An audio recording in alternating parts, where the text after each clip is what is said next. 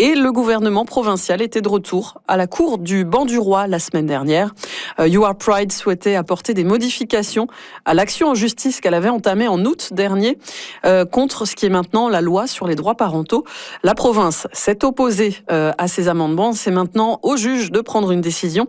Alors on parle de tout ça ce matin avec le docteur en droit et associé au cabinet GBM Avocat, Frédéric Bérard. Bonjour monsieur. Bonjour. Alors pour remettre un peu en contexte, l'une des modifications que You Are Pride souhaitait apporter était d'inclure l'article 12 de la Charte des droits et libertés de la personne dans son argumentation. Alors cet article n'est pas soumis à la disposition de dérogation utilisée par le gouvernement de la Saskatchewan pour cette fameuse loi sur les droits parentaux. À noter que cet article 12, il porte sur les traitements et les peines cruelles et inusitées.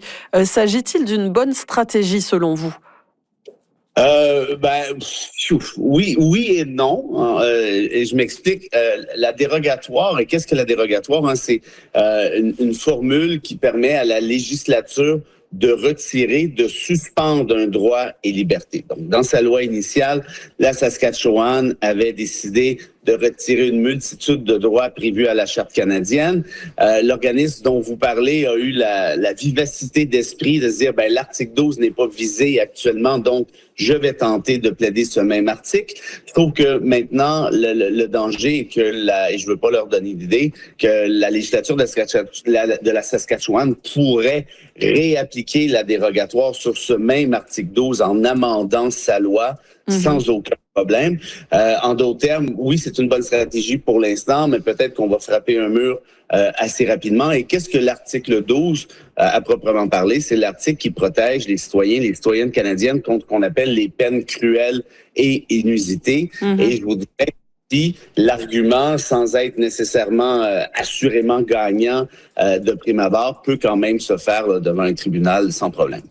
Et justement, alors vous pensez, pour résumer un peu, mais que You Are Pride pourrait faire valoir avec succès alors que cette loi elle oblige les parents à donner leur consentement lorsqu'on rappelle l'enfant âgé de moins de 16 ans souhaite changer de nom et de prénom à l'école.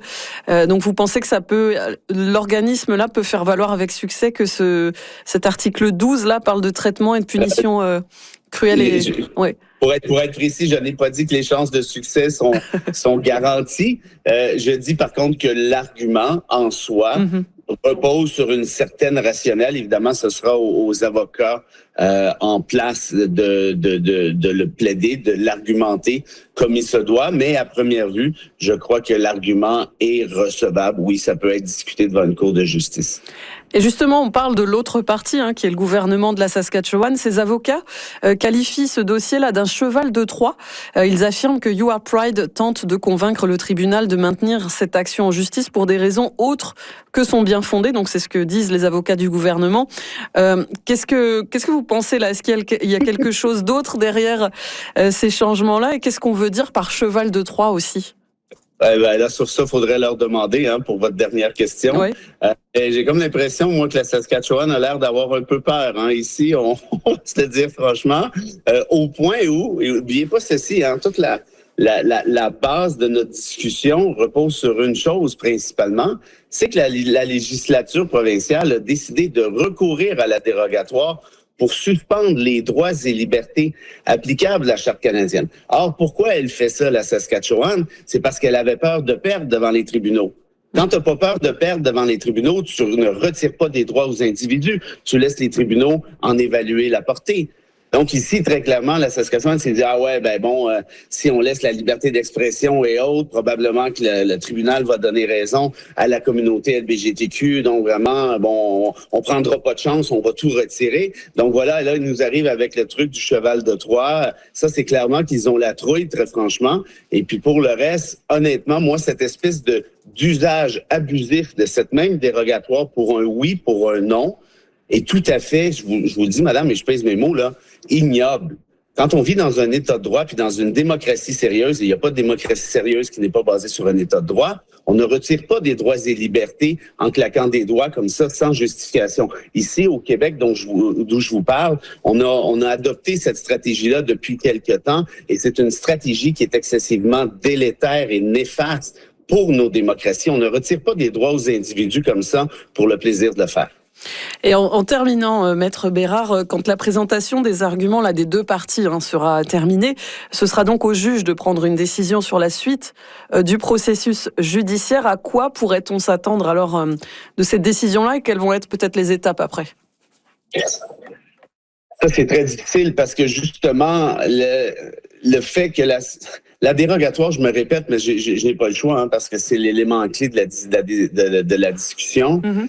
La dérogatoire, c'est pour les législatures qui ont la trouille. On va se réfugier derrière ceci après avoir suspendu ou retiré ces mêmes droits. C'est la solution facile.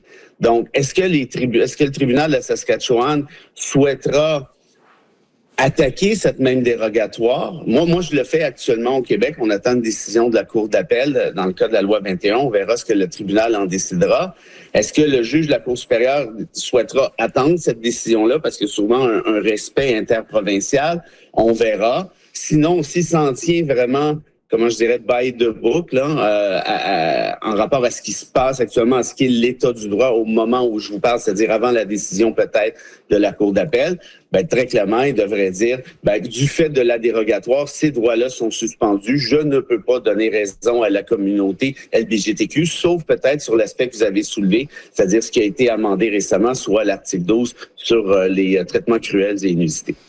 Merci à vous, Maître Frédéric Bérard. Vous êtes docteur en droit et associé au cabinet GBM Avocats. On revenait ce matin sur la présence à nouveau à la Cour du banc du roi la semaine dernière de You Are Pride, une organisation qui défend les droits de la communauté LGBTQ+ à Regina, et du gouvernement provincial qui discute donc de la loi sur les droits parentaux. Merci d'avoir été là ce matin. Merci à vous.